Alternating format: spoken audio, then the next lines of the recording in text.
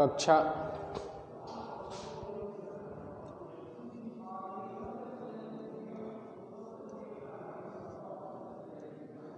8 विषय है अपना संस्कृत। क्या है? संस्कृत। कक्षा 8वीं में संस्कृत में हम चालू कर चुके हैं समास प्रकरण। क्या चालू कर चुके हैं? समास प्रकरण। ये आपको पता है। कल मैं आप लोगों को समास की परिभाषा, समास के उदाहरण इत्यादि सब करा दिया था, समझा दिया था। आज हम समास का पहला भेद, अव्ययी भाव,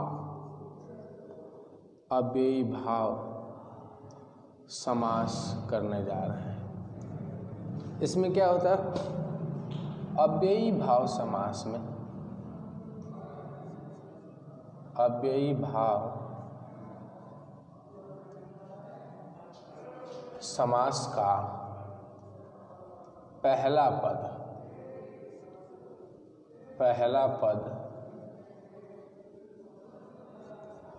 अव्यय होता है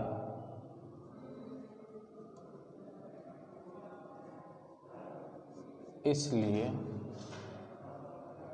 इसे अव्ययी भाव समास कहते हैं। इसलिए इसे अव्ययी भाव समास कहते हैं। क्यों? क्योंकि इसका पहला पद क्या होता है? अव्यय। अब समास में जो अव्यय प्रयोग किए जाते हैं वो अव्यय एक तरफ आपको लिख के दे रहा हूँ, ठीक है। अव्ययों के अर्थ एक तरफ लिख के दे रहा हूँ और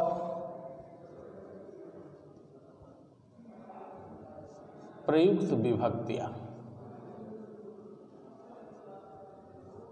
और इन अव्ययों में प्रयोग की जाने वाली विभक्ति भी लिख के दे रहा हूँ। ये सब आपको तैयार करना है, ठीक है।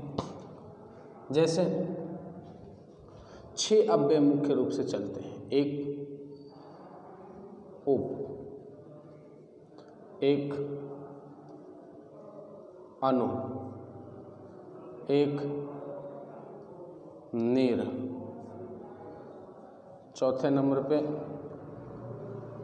प्रति, नंबर 5 पे यथा और नंबर 6 पे सा। ये 6 प्रकार के अव्यय हमारे कोर्स में चलते हैं और इन 6 अव्ययों के ऊपर आधारित ही अव्ययी भाव समास के उदाहरण आपको अधिकतर मिलेंगे, जिनको हमें करना भी होगा। अब इनका अर्थ देखिए। उप अव्यय का अर्थ क्या होता है? उप का मतलब होता है समीप,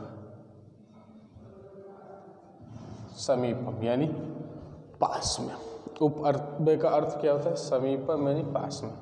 इसमें विभक्ति कौन सी प्रयोग की जाती है?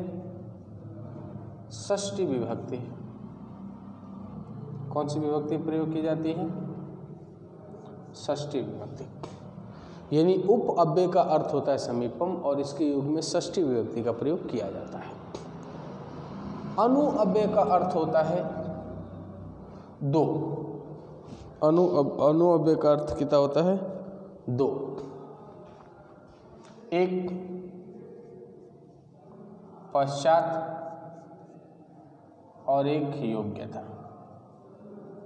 पश्चात और योग्यता। अनु अव्यय का अर्थ क्या होता है? पश्चात और योग्यता।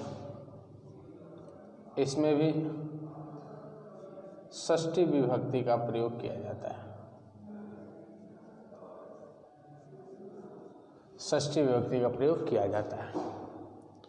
पश्चात और योग्यता 2 का प्रयोग किया जाता है।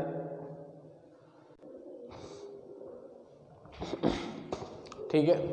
अब निर, नीर के योग में होता है अभाव। नीर का अर्थ क्या होता है? अभाव। नीर अव्यय का अर्थ क्या होता है? अभाव। इसके योग में, नीर अव्यय के योग में किस विभक्ति का प्रयोग किया जाता है? इसके भी योग में षष्ठी विभक्ति का ही प्रयोग किया जाता है। षष्ठी विभक्ति का ही प्रयोग किया जाता है। नीर अव्यय के योग में भी षष्ठी विभक्ति का प्रयोग किया जाता है। ठीक है। प्रति अव्यय का अर्थ नहीं होता है, लिखा जाता है विप्सा। विप्सा का मतलब होता है पुनरावृत्ति। पुनरावृत्ति यानी दोहराना, किसी चीज को दोहराना, विप्सा। पुनरावृत्ति का मतलब होता है दोहराना। प्रति अव्यय के योग में दो विभक्ति का प्रयोग होता है, एक द्वितीय और एक सप्तमी। एक द्वितीय और एक सप्तमी। यथा अव्यय का अर्थ होता है अनतिक्रम। क्या होता है? अनतिक्रम। और यथा अव्यय के योग में हमेशा द्वितीय विभक्ति का प्रयोग किया जाता है। यथा अव्यय के योग में द्वितीय विभक्ति का प्रयोग किया जाता है। उसके बाद में श अव्यय का अर्थ होता है सहितम। श अव्यय का अर्थ क्या होता है? सहितम। और इसके योग में तृतीय विभक्ति का प्रयोग किया जाता है। तृतीय विभक्ति का प्रयोग किया जाता है। श अव्यय का अर्थ होता है तृतीय विभक्ति, यानी श अव्यय के योग में तृतीय विभक्ति का प्रयोग किया जाता है। तो आप इन चीज़ों को समझ करके तैयार करने का प्रयास करें। आज के लिए इतना ही। धन्यवाद।